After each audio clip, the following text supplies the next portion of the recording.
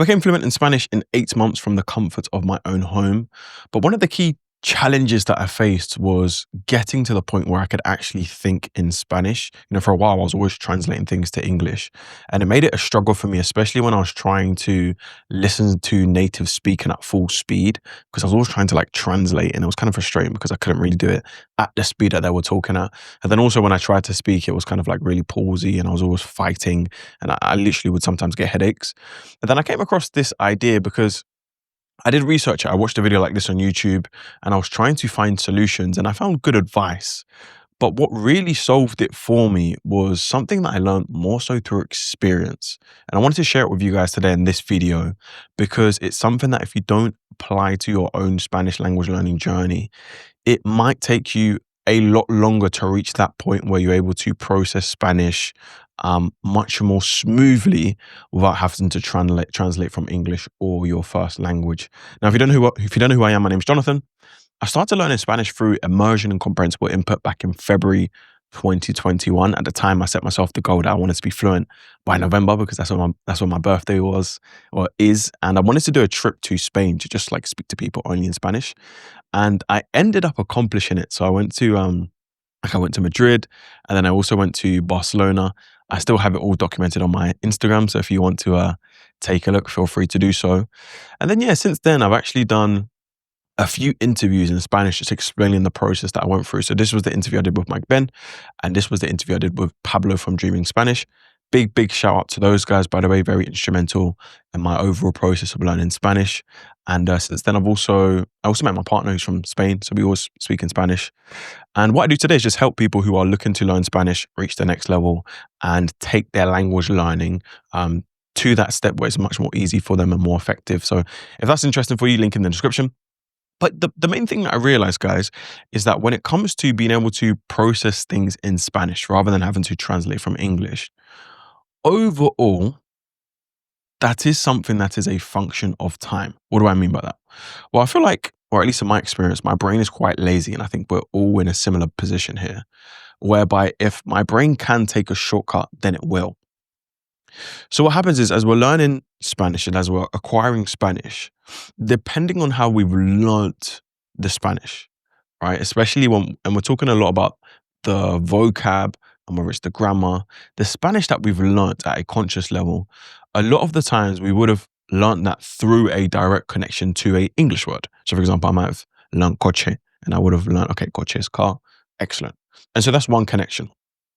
What will happen is over time, naturally, as your brain starts to get more confident with the idea that, okay, this is a pattern.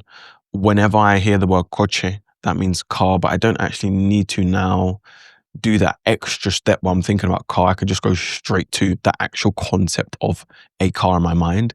It will start to slowly remove that extra step.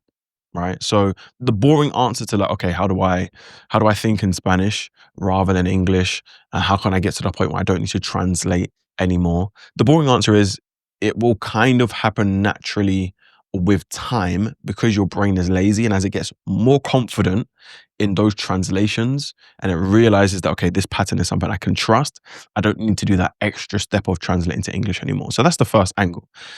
Now, aside from that, the question is there anything that we can do to speed up that process though? Right? My answer is yes, there is. And the first thing we can look at is how are we actually learning or how are we actually acquiring the Spanish in the first place? Because depending on how we're learning or acquiring the Spanish, that will encourage our mind to translate back to English more often or not. What do I mean? If we are learning Spanish through if the majority of the tasks that we're doing to learn Spanish are translation exercises directly from English, what will happen is naturally we're building up the habit of relating Spanish to English, and we're also building that natural connection of Spanish knowledge in our mind to English. So it makes sense that in these moments, when we want to be sure of the meaning of something, our brain will just quickly try to, okay, let me just remember what the connection was to English. Okay, that was car. Great, let's go from there. It makes sense. So naturally, the first thing we can do is we can try to minimize how much we're learning Spanish or acquiring Spanish through translations or at least through associations to English. Okay, now you might be wondering, okay, but how practical really is that? Is that something that I can actually do? The answer is yes, because it's what you did in your native language. Like when you learned what a car was for the first time, there wasn't another word that you're associating it to. It was just the concept of the car. Now, I do appreciate that when you're learning a second language, it is slightly different. And there always is that the fact that I do now know what a car is in English, and that does somewhat get in the way, and we can appreciate that. However, if you are constantly learning, like let's say the majority of your Spanish learning is done through studying translations, it's done through studying vocab, phrases, grammatical structures, what will happen is that you will be encouraging this more than the person that spends the majority of their time just receiving input. Okay. Now, the big question that I actually had with this, and I know some people would ask the similar question, is okay, great, but then how does that how does that work when I'm doing, for example, Anki, which I know a lot of people will say is a positive. A lot of people might avoid, like personally, I didn't really do that much Anki because I'm actually more of a, when it came to Spanish in particular, I really, really optimized for enjoyment. And I was fairly lazy in the way that I learned Spanish. So I really didn't, in fact, I didn't do any Anki. I did a bit of Quizlet before I really knew about Anki. I did a bit of like flashcards and Quizlet, but it just got too like long and boring. So I just dropped it. And that was, I started in February. The last time I wrote down a Spanish word in English with a translation to try and learn it was in April, I want to say, start of April or March. Since then till today, I've never written any translations or anything down in Spanish to English. All of it has been learning through context. Okay. Now, let's say you are the type of person that, I like to do a bit of Anki because that will just encourage or supplement the acquisition that I'm doing on the input side. I'm actually not against that. However, this is where the trade-off comes in. Because what happens is when you do that, you are teaching your mind to associate the Spanish with the English. And so the acquisition overall might be a bit faster potentially. However, it means that now you have the challenge of getting to the point where your brain recognizes that pattern enough to be able to remove that extra connection. Now, that will happen on a long enough time frame. However, it just depends on whether that time frame is what you initially have in mind. Because if you're like, I don't really mind, this is going to take time, but at least I kind of understand what's going on. I've learned this through a translation, but now I'm here and okay, great. It's going to take me some time to get rid of the translation in my mind, but that's okay. Then no problems. And the other thing we have to bear in mind is that sometimes the translations can trip us up a little bit in the sense that the translations might not be it won't give you a full understanding of what the Spanish word means or the Spanish phrase just based on context. But if that is the case, then we have to ask ourselves, okay, what part of my language learning am I? Is it better for me right now to focus on the acquisition and just do like more Anki and acquire faster? Or should I now start focusing on the skill of being able to process things in Spanish? Now, notice that I emphasize the word skill because it is a skill. And this is my third point.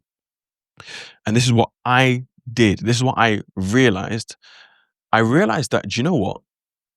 Not processing in English was a muscle that I needed to train. It was a habit that I had to unteach myself, right? Because I remember when I was watching a lot of Dreaming Spanish, and this works really well when you're watching content that is very comprehensible for you, like content that you can pretty much understand the majority of it.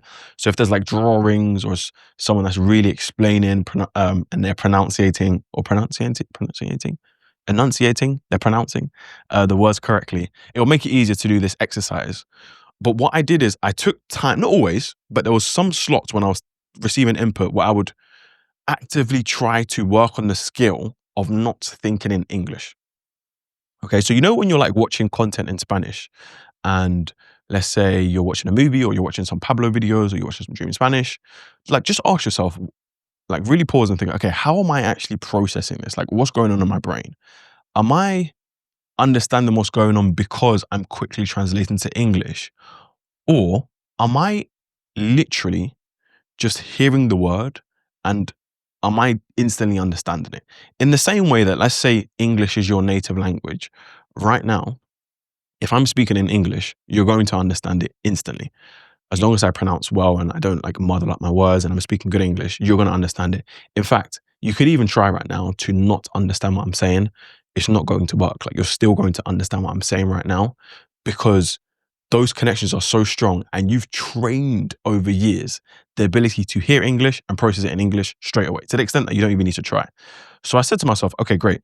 Could I start to work on that skill in Spanish? Could I start to get to the point where I just hear Spanish and it makes sense? Like it's kind of like someone says it, it makes sense. Someone says it, it makes sense. And I said, you know what? I can try.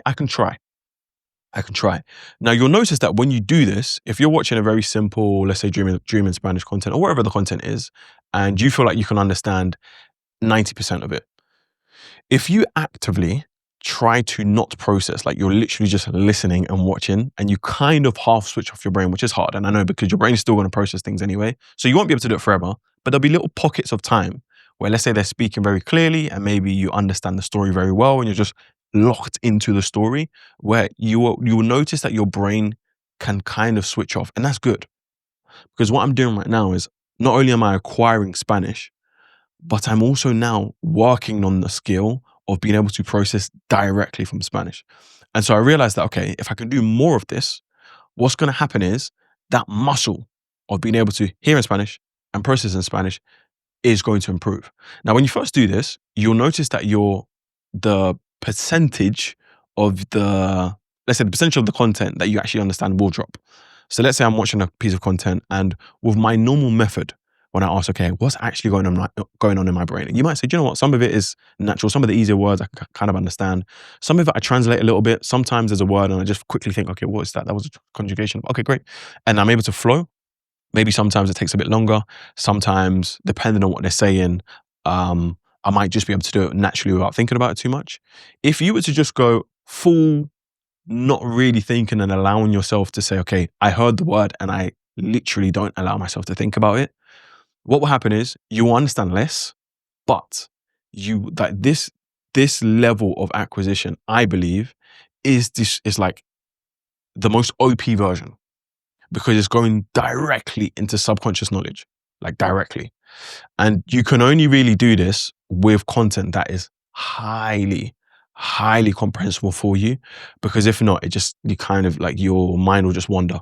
But it's the ability to do this and train this that will mean that as you're building up this subconscious knowledge that came directly from it came directly from acquiring in context without thinking too much, then when it comes to recalling that information or even being able to hear that information in another context when natives are speaking, it's going to be way easier to do, right? Now bear in mind, even if you don't do this, as I said from the start, your brain is fairly lazy. So with time, it will remove some of those English connections and you'll start to be able to process in Spanish anyways. Not fully. Like I feel like there's probably still some times where everybody processes in their natural language, which is okay. But the idea is that, okay, we still want to be able to do the majority of it in Spanish so that when people are speaking quickly or when we need to speak, we have the ability to do so. And I actually remember one time I was watching a Dream in Spanish video. It might have been one of the intermediate videos. I remember there was literally a moment where I paused it. This must have been a few months after I'd initially researched, okay, how do I stop thinking in English? How do I think in Spanish? And I paused the video and I said, wait a second. I'm processing this in Spanish. And it was just such a little win for me. I know you probably had something similar, whereas maybe it was the first time you spoke to someone in Spanish, it was the first time you watched a movie and you understood it. But you know how you get into the flow, like the flow state of language learning, and then you realize, wow, I'm actually processing this in Spanish. If you can start to work on this skill, and you don't have to do it all the time, just little moments when you realize, okay, this content's fairly easy. Let me work on the skill now. Let me work on the muscle of processing purely in Spanish and train your mind, have the discipline to say, okay, I'm actually not going to process in English. If it means that I almost have to turn my brain off and just watch it and listen and let the words flow from my brain, like just wash through my brain and just watch the content, almost brain dead, you can do that. Okay. Now, by the way, if you want more tips like this and you want me to personally help you with your Spanish language learning journey, if you're looking to go to the next level, maybe you've been learning for immersion and comprehensible input for a while, but you want more of like a structured game plan. You want someone like myself to really analyze what you're doing, what you can improve, and how you can get to the next level. Feel free to click the link in the description, and I will see you in the next video.